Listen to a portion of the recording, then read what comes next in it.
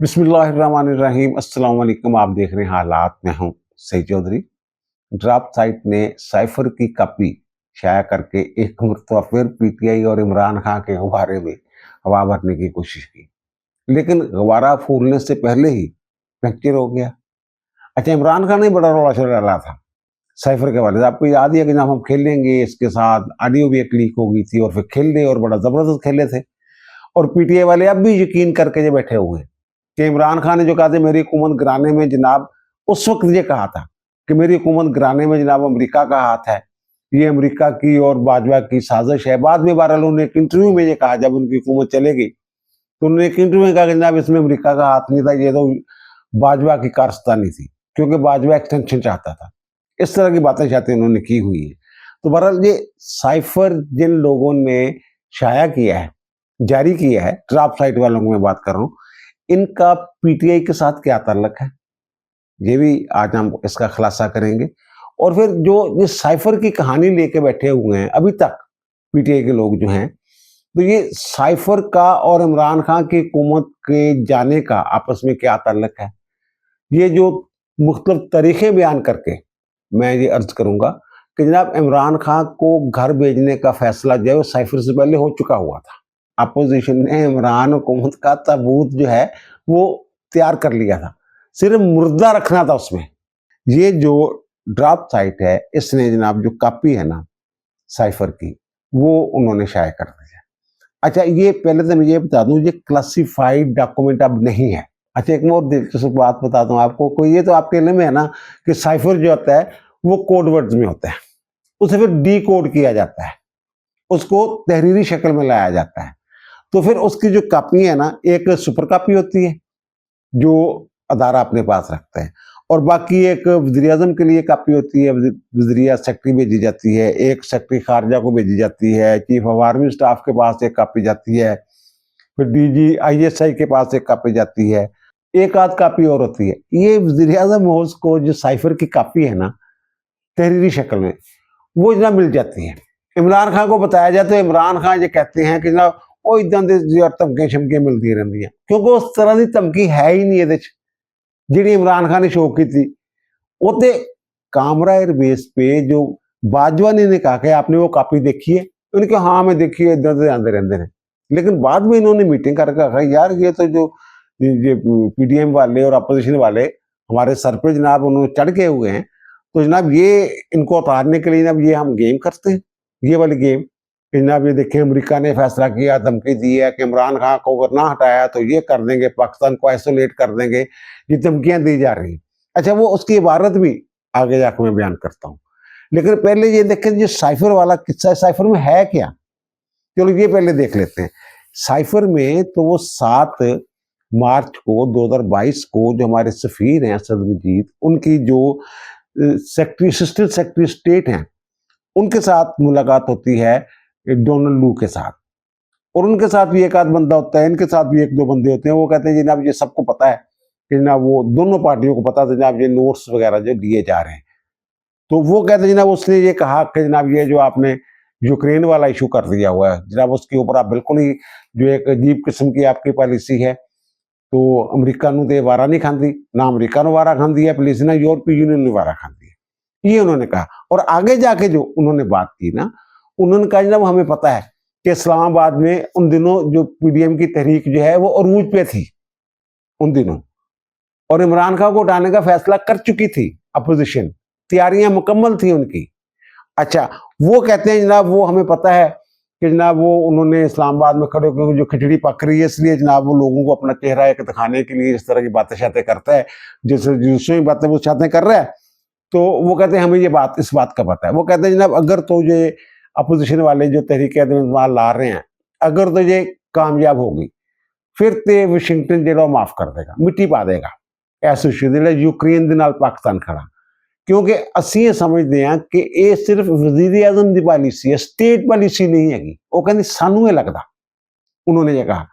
अगर वो कहते हैं कि जनाब ये नाकाम होगी तहरीक, तो उसने तो नहीं कहा कि जनाब ये तहरीक जो है ये लाजमी तौर पे कामयाब हो जाए, उसने तो अगर कहा अगर कामयाब होगी तो ये करेंगे हम, अगर नाकाम होगी तो फिर वो कहते हैं जनाब ये जो तन्हाई है वो भुगतना पड़ेगी। आइसोलेट जो है वो करेंगे, हम भी करेंगे, वो भी करेंगे, जो यूरोपीय यूनियन वाले हैं। डोनाल्ड से हमारे सफीर कहते हैं जनाब दौरा ताबू हुआ, लेकिन 1 साल से जनाब हम इंतजार कर रहे हैं कि जनाब अमरीकी क़यादत की तरफ से कोई जनाब हमारे साथ राब्ता शाब्ता हो, आला सतही राब्ता शाब्ता हो। तो कहते लिफ्ट ही कोई नहीं करवा रहे। अगर एदा मामला से थोनों यूक्रेन वाला दौरे तो पहले साढ़े गल करते, या यूएन जी वोटिंग होनी थी उससे हिस्सा नहीं लिया तो उसने गल करते साढ़े। तो बहरहाल उन्हें क्या जनाब, ये मैंने जो ब्लिंकन है उनके साथ भी जनाब मैंने राब्ता शाब्ता करने की कोशिश की, वो भी कोई लिफ्ट नहीं करवा रहा। तो इस तरह की बात वो कहते हैं जनाब, उसने कहा कि जनाब हम इंतजार कर रहे हैं कि पाकिस्तान में सियासी हालात मुस्तकम होते हैं तो फिर जनाब राब्ता कर लेंगे। ये बात उन्होंने की। फिर जो साइफर भेजा गया उसमें जो हमारे सफीर हैं उन्होंने अपना तजदिया आखिर में दिया। उन्होंने जनाब ये मुझे लगता है कि जैसे डोनाल्ड ने बातें की हैं ना, ये जनाब जो वाइट हाउस की रजामंदी के बगैर या वाज़ेह मंजूरी के बगैर वो इस तरह का लबो लहजा जो वो इख्तियार नहीं कर सकता था। तो आप उनके सफीर को बुलाएं और जनाब वो कहते हैं जनाब डिमार्क करें और उनको जनाब वो जरा कहें। तो ये है 7 मार्च की बात। डेटें याद रखें, तारीखें ये आपने याद रखनी है। तो बहरहाल ये जो इमरान खान को क्या फायदा होना है इससे, ये इसका जो केस है इमरान खान का, वो केस क्या था ये साइफर वाला, कि जनाब साइफर जो है ये एक खुफिया डॉक्यूमेंट है, इसको ओपन नहीं किया जा सकता, लीक नहीं किया जा सकता, इसकी तफसीलात नहीं बताई जा सकती। एक सूरत में बताई जा सकती है, कभी ना उसकी मंजूरी दे दे, डीक्लासिफाइड कर दिया जाए। ये तो क्लासिफाइड था वो जगह। अब 27 मार्च को आपको याद होगा कि परेड ग्राउंड में एक जलसा था, तो वहां जो इनके हैं शाह महमूद कुरैशी साहब वज़ीर ख़ारजा थे, तो उन्होंने कहा जनाब ये एक अमानत है इमरान खान की, मैं इमरान खान के सुपुर्द कर रहा हूँ, अब इमरान खान जाने और आप जाने। इमरान खान फिर जनाब एक कागज़ लहराता है कि जनाब ये है वो परवाना जो धमकी मुझे अमेरिका से आई है वगैरह वगैरह। फिर वो पहले अमेरिका का नाम ले, वो कह रहे हाँ हाँ नहीं अमेरिका नहीं, अमेरिका, इस तरह की जो बातें कहते हैं उनकी, drama full drama Imran Khan का। तो उस वक्त जो है ये जो है एक खुफिया डॉक्यूमेंट था, ये मैं अर्ज करता हूँ। 27 मार्च को जब लहराया या जब इन्होंने बातें करना शुरू की कि हम खेलेंगे इसके साथ, उस वक्त ये खुफिया डॉक्यूमेंट था। लेकिन जब जिस दिन इनके खिलाफ 9 अप्रैल को जब अदम एतमाद जो है इजलास जारी था सुप्रीम कोर्ट के ऊपर, उस दिन इन्होंने हंगामी तौर पे एक कैबिनेट का इजलास बुलाया। जब असद कैसर नहीं आ जा रहा से यार वज़ीर आज़म हाउस, उस दिन इन्होंने इसको जो है ये ओपन करने की इजाजत दी थी। अब ये खुफिया डॉक्यूमेंट नहीं है, मेरे पास है, आपके पास है, किसी के पास भी है ना, कैबिनेट इसकी मंजूरी दे चुकी है कि जनाब अब ये खुफिया नहीं रहा ये बात। बहरहाल इसमें इमरान खान को जनाब जो है ये जो खुसूसी अदालत है अबुल हसन जुल्करनैन, उन्होंने 30 जनवरी 2022 को 10-10 साल सजा दी थी इमरान खान और शाह महमूद कुरैशी को। अच्छा, उसके बाद ये 30 जनवरी मैंने अर्ज किया ना, शायद 30 जनवरी 2022 को। उसके बाद जनाब ये अपील चली जाती है इस्लामाबाद हाई कोर्ट में, और आमिर फारूक साहब और जस्टिस मियां गुलहसन औरंगजेब साहब, इन पर मुश्तमिल बेंच जो है वो 3 जून 2024 को दोनों को बरी कर देता है जब फैसले गलत हुआ है। बहरहाल ये जो अबूल हसन साहब ने मेरे ख्याल 9 दिन पहले, हाँ 8 को था ना इलेक्शन, 8 फरवरी को, उन्होंने जनाब इनको 30 जनवरी को सजा सुना दी थी, नैल कर दिया इनको एक तरह से। तो ये मामला। अच्छा, अब ये देखें कि तहरीक कब शुरू हुई, पीडीएम कब बनी, इमरान खान को हटाने का फैसला कब हुआ, और इमरान खान ने दौरा कब किया जिसकी वजह से अमेरिका जो है इमरान खान के साथ नाराज हुआ। ये साइफर की नौबत आई। इमरान खान ने दौरा किया था रूस का, ये डेट याद रखिएगा, 23 और 24 फरवरी 2022 को। फरवरी 2022 को इन्होंने ये दौरा किया था, ये जिसके बाद जंग शुरू हो गई थी रूस की और यूक्रेन की। और अमेरिका जो समझ रहा है जनाब ये बीजिंग, साइफर में ये लिखा हुआ है कि जनाब ये बीजिंग गया था इमरान खान, तो वहां शायद ये तय किया इसने जनाब बीजिंग वालों के साथ मिलके। तो वो हमारे सफीर ने कह देने जनाब ये आपकी गलत इतला, ऐसा कुछ नहीं हुआ था। तो बहरहाल ये 23-24 फरवरी डेट में एक मतलब फिर बता रहा हूँ 2022 को ये यूक्रेन के दौरे पे गए थे, जिसके बाद ये साइफर वाला इशू बना और एहतजाज जो है वो डोनाल्ड ने हमारे सफीर के सामने किया कि तुझे थोड़ा वज़ीर आज़म की करदा पिया। लेकिन इमरान खान को हटाने के लिए तहरीक जो चली, जो पीडीएम का एक इत्तेहाद बना, पीडीएम आपको याद है मौलाना फजल रहमान साहब उसके सदर थे, उसमें जनाब नून लीग भी थी, पीपल्स पार्टी भी थी, बाकी जमातें भी थी, महमूद तस्लीम साहब उसके नायब सदर थे। अच्छा, अब पीडीएम बनती है 20 सितंबर 2020 को। इन्होंने ख्वाब आ गया स्नैप डेट 2 साल बाद जनाब वज़ीर आज़म साहब ने यूक्रेन जाना और अमेरिका ना तलकात खराब होने ये पीडीएम पहलो बनी, ये बाद च गया। अच्छा, फिर अब दूसरी तरीके जो हैं वो देख लें। वो ये होता है जनाब, ये पीडीएम बन जाती है, तहरीक शुरू हो जाती है, फिर जनाब बीच में कोई जनाब जो नजरियात हैं उसमें इख्तलाफ हो जाता है, इख्तलाफ राय पैदा हो जाता है ना। ये मौलाना साहब जो हैं ये चाह रहे थे जनाब इस्तीफे दें असम्बलियों से, उनका ना इस्तीफे मेरे पास है। पीपल्स पार्टी वाले इस्तीफा देने नहीं चाह रहे थे, वो ये कह रहे थे वो इस्तीफा देते थे ना, देखो क्या हाल हो इन्हों का इस्तीफे दे के वास्ते जगह नहीं खाली करनी, ਅਸੀਂ ਇਹਨਾਂ ਦੇ ਖਿਲਾਫ ਤਹਿਰੀਕ ਅਦਮਤ ਬਾਤ ਲਿਆ ਰਹੀ ਹੈ। ਪਹਿਲੋਂ ਅਸਦ ਕੈਸਰ ਦੇ ਖਿਲਾਫ, ਫਿਰ ਇਮਰਾਨ ਖਾਨ ਦੇ ਖਿਲਾਫ। ਵੈਸੇ ਉਹਨਾਂ ਦੀ ਗੱਲ ਠੀਕ ਸੀ, ਅਸਦ ਕੈਸਰ ਦੇ ਖਿਲਾਫ ਤਹਿਰੀਕ ਅਦਮਤ ਨਾ ਲਿਆ ਕੇ ਇਹਨਾਂ ਨੇ ਜਿਹੜੀ ਤਹਿਰੀਕ ਪੇਸ਼ ਕੀਤੀ ਸੀ ਰਿਕੁਜ਼ੀਸ਼ਨ, ਉਹਦੇ ਨਾਲ ਕੀ ਹੋਇਆ ਸੀ थोड़ी इलम च भी है ना। बहरहाल फिर पीडीएम के प्लेटफॉर्म से मौलाना ने लॉन्ग मार्च की जनाब बातें शुरू कर दी, तहरीक चलाने की बातें शुरू कर दी, लेकिन इस्तीफे नहीं दिए और पीपल्स पार्टी इनसे अलग होगी, आपके इलम में होगा। ये जनाब मामला जो है ये नाराजगी जो है चलती रही, लेकिन इमरान खान की मुखालफत दोनों तरफ से हो रही थी। पीपल्स पार्टी भी, नून लीग और जो पीडीएम की दीगर जमातें थी वो भी मुखालफत करने, उसको घर भेजना इमरान खान को, तरीक़ाकार मुख्तलिफ सी दोनों का। फिर जनाब इनके दरमियान एक ना सुलह कैसे होती है, ये 4 फरवरी 2022 को ये जनाब बिलावल भुट्टो जरदारी और आसिफ अली जरदारी दोनों जनाब लाहौर पहुंच जाते हैं। लाहौर आते हैं जनाब एक दौरे पे, कहते हैं हम लाहौर के दौरे पे आ गए। तो 5 फरवरी को आसिफ अली जरदारी और बिलावल भुट्टो जरदारी के एजाज में शहबाज शरीफ जो है मॉडल टाउन वाली अपनी जो रहायश गाह है वहां पे उनके एजाज में ज़ोहराना देते हैं। फिर उधर से भी लोग होते हैं, उधर से भी लोग होते हैं, ज़ाहिर है वो ज़ोहराना सिर्फ रोटी खाने का तो नहीं सीखा ना, सारी गल्लां उधर सी।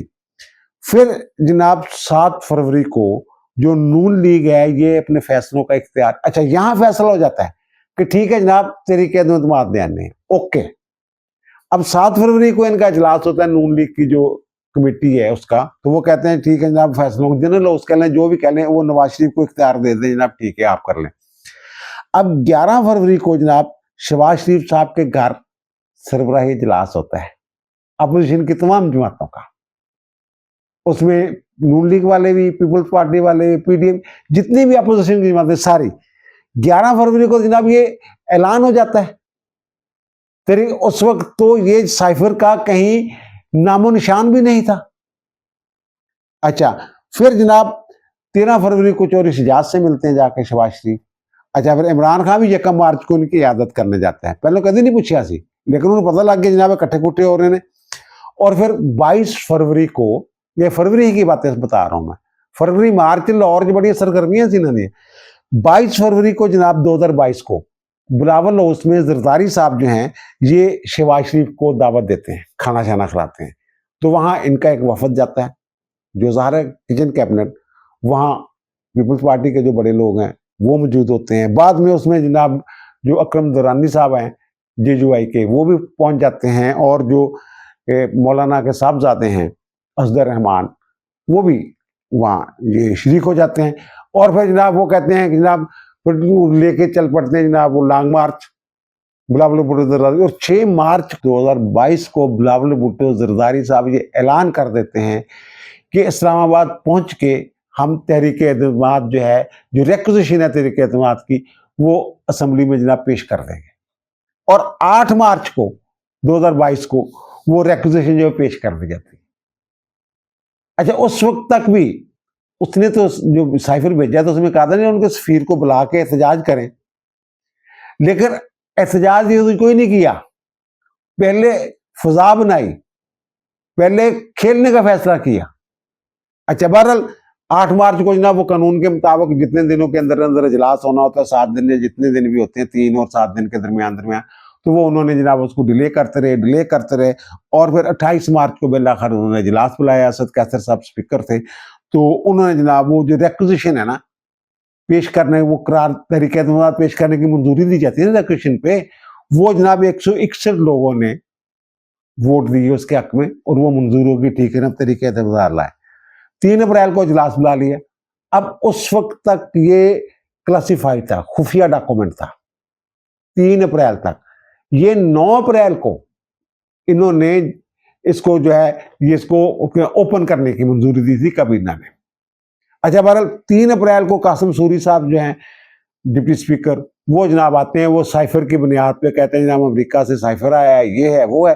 तो ये तो जनाब सारे जो है अमेरिका के कहने के ऊपर जनाब करारदाद ला रहे हैं। ये तो जनाब आइन के आर्टिकल 5 के तहत जो हुब्बुल वतनी हर बंदे के ऊपर फर्ज है कि वो पाकिस्तान का के साथ वफादार हो। तो ये जनाब ये तो बंदे 2 नंबर है सारे।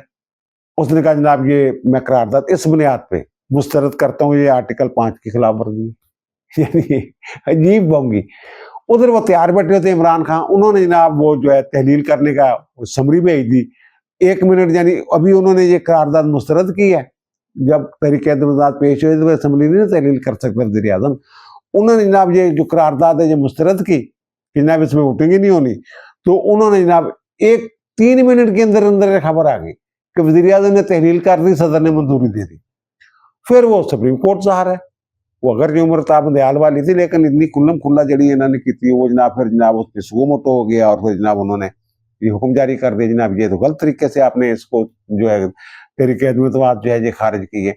तो उन्होंने फिर जनाब कहा कि 9 तारीख को वोटिंग होगी।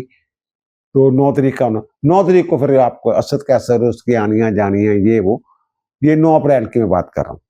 तो फिर वो रिजाइन करके निकल गए। फिर वो ज़ाहिर है फिर जो एजाज सादिक साहब हैं वो पैनल में थे जो स्पीकर के मौजूदगी में हेड करता है, तो उन्होंने फिर जनाब इसको हेड किया। फिर रात को 12 बजे उन्होंने जो है पोस्टपोन किया और 2 मिनट बाद रात यानी 10 बजे की सुबह यानी 12 बज के रात को 12 बज के 2 मिनट में 3 मिनट में इजलास दोबारा हुआ और 174 वोटों से इमरान खान साहब जो घर भेजे गए।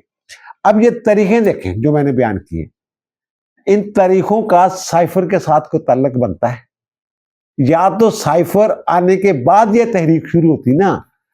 तहरीक तो मैंने अर्ज किया कि सितंबर 2020 से शुरू हो गई थी और फरवरी 2022 में ये ऐलान हो गया था कि तहरीक में तबादला आ रहे हैं।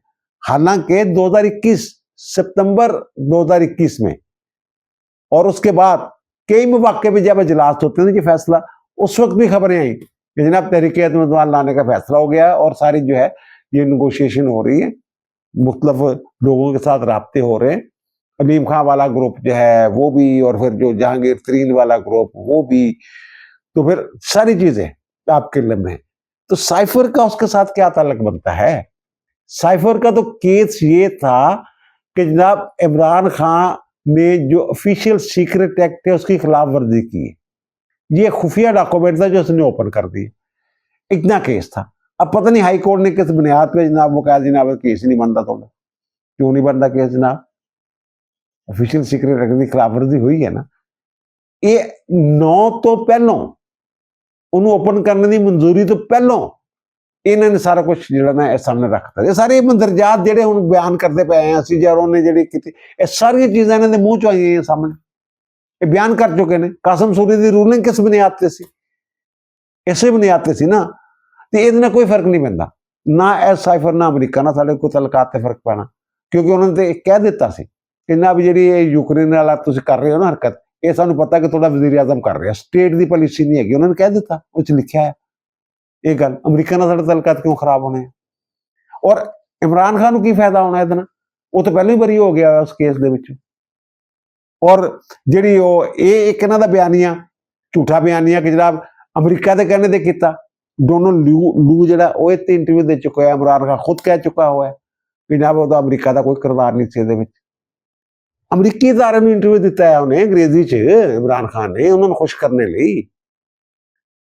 तो फिर ये इनका की फर्क पैना? साइफर आ गए ने, बाकी ये खुफिया डॉक्यूमेंट भी नहीं है। अब मैं अर्ज करता हूं कि ड्राफ्ट साइट तक ये जो कॉपी है साइफर की ये कैसे पहुंची? आपको याद हो गया अदालत के अंदर इमरान खान ने ये कहा था कि मुझे नहीं पता साइफर की कॉपी कहाँ है, गुम हो गई है, ये कहा था ना। इसका मतलब है कि उन्होंने गायब की, उन्हीं के पास थी। ये वही कॉपी है जो इमरान खान कहते हैं गुम हो गई थी। ये तो आजम खान को कह रहे थे ना जो प्रिंसिपल सेक्रेटरी थे कि वो गवाही देना, फिर उन्होंने गवाही दी ना इसके खिलाफ। इमरान खान के खिलाफ, जनाब इसने गुम की है। जब गुम हुई है उस वक्त तक वो क्लासिफाइड डॉक्यूमेंट था, खुफिया डॉक्यूमेंट था। ऑफिशियल सीक्रेट एक्ट के तहत कार्रवाई बनती है इमरान खान के खिलाफ। तो बहरहाल अब ये वो वाली कॉपी कैसे पहुंची? आपको याद होगा कि इनके एक तर्जमान थे और फिर सेक्रेटरी इंफॉर्मेशन थे, रऊफ हसन साहब। रऊफ हसन साहब जुलाई 2024 को वो गिरफ्तार होते हैं, छापा पड़ता है पीटीआई के सेक्रेटरिएट इस्लामाबाद के ऊपर। तो वहां से वो कंप्यूटर वो सारा कुछ ले, रऊफ हसन साहब ने बड़ा तावन किया उनके साथ, जो पकड़ के लेके गए थे, मोबाइल भी दे दिया, उसका कोड भी खोल दिया, और जो चैट शैट किए हुए थे उन्होंने, जो पैगाम थे वो भी सारे बता दिए खोल खोल के। अब वो जो हमारे एक दोस्त हैं कायम खानी साहब, बड़े वो अंदर की खबरें रखने वाले साहब हैं, उन्होंने जनाब वो जो रऊफ हसन वाले वो थी ना चैट शैट, जो ज़ाहिर है डाटा शैट उनके पास है, एजेंसियों के पास, वो वाली मैं बात करूं जो उसके मोबाइल से निकला था, वो जनाब उसमें जो मंजरेआम पे चीजें आती है ना, वो जनाब जो रेयान ग्रिम है ना, उनके साथ चैट है, ये देखें आप कि जनाब ये मजमून मुझे मिल गया है, आप ये चीज बता दें, मैं किसी को बताऊंगा नहीं, आपका नाम नहीं लूंगा, वो ये कह रहा है, ये ग्रिम साहब और एक मुर्तजा सैन साहब। अब ये वो सहाफी हैं जिन्होंने दी इंटरसेप्ट पे और ड्रॉप साइट पे, ये उनकी हैं जिन्होंने ये साइफर लगाई है कापी, जो रऊफ हसन के मोबाइल से, जो ज़ाहिर है गैर मुल्की जो मुश्किल मुल्क दुश्मन जो मुखालफिन एजेंसियों वगैरह के लोग थे उनके साथ रहा, ये पीटीआई के लिए वो अपने अपने प्लेटफॉर्म से पीटीआई के लिए आवाज भी बुलंद करते रहे हैं, उनके बयानिया को तकवीयत देने के लिए बातें भी करते रहे हैं ये वाले लोग। और रऊफ हसन साहब के मोबाइल से ये डाटा मिला, ये हम बता दो, इससे आप अंदाजा लगा लें कि उनके पास कापी कहां से पहुंची है।